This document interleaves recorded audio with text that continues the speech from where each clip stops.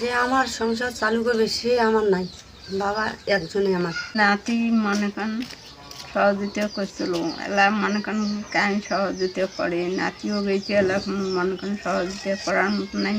সে ছাত্র আমাদের বাসায় যাচ্ছিল 3 দিন, আসিয়া গোজ জিয়ারত করে গেছে এবং আমাদেরকে সাহায্য সহযোগিতাও করে গেছে। খুব কষ্টই উপর চলছে, মানে যে আমার সংসার চালু করবে সে আমার নাই, বাবা একজনই আমার, আমার একটাই ছেলে একমাত্র। আমি যে সংসারটা চালু করবে সে লোকটা আমার বাবা একটাই ছেলে, আর তো ছেলে আর নাই। খুব কষ্টের উপরে সংসার চালু করতেছি আমি। এলা তো কাজকর্ম করতে পারে না সে, আমিও তো করি না। আমার ছেলের জন্য তো আমি কাজ করি পারি না, যে অবস্থা। আর বাড়ি সবাই সহযোগিতা করছে, এলে দিয়ে কিছু চলি। মাঠের অলরাউন্ডার আমি, আর ঘরের allrounder Tilex. Tilex toilet cleaner, clean মানেই টাইলক্স। এখন তো আমরা খুব কষ্টের উপর চলছি, এখন বাড়ি ঘর দুয়ার তো এই তো দেখা যায় এই মতন।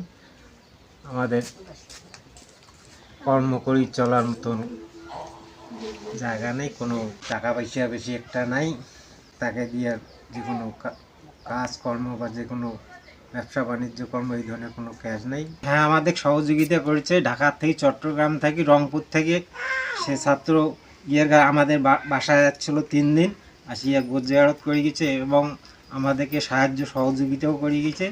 বলছে আমরা তোমাদের পিছিয়ে আছি, আমরা থাকবো, আমরা দেখবো আপনাদের ভালো মন্দ আমরা দেখবো। আমার মেয়ে 2টে, ছেলে একটা, মেয়ে 2টে।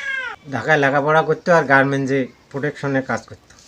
আমাদের গ্রামের চেনাটা ছাত্রটা নিয়ে ওকে খুঁজে শুরু করছে, আর 3টে পর্যন্ত খুঁজিয়া যা 5টা মেডিকেল খুঁজার পর দেখে নাই, তারপর লাস্টে আর একটা মেডিকেলে খুঁজিয়ে তখন ওটা দেখে লাশ মানে বারান্দায় শুতে আছে। নাতি মনে করেন সহযোগিতা করছিল, এলা মনে করেন কেন সহযোগিতা করে, নাতিও গেছে, এলা মনে করেন সহযোগিতা করার মতো নাই।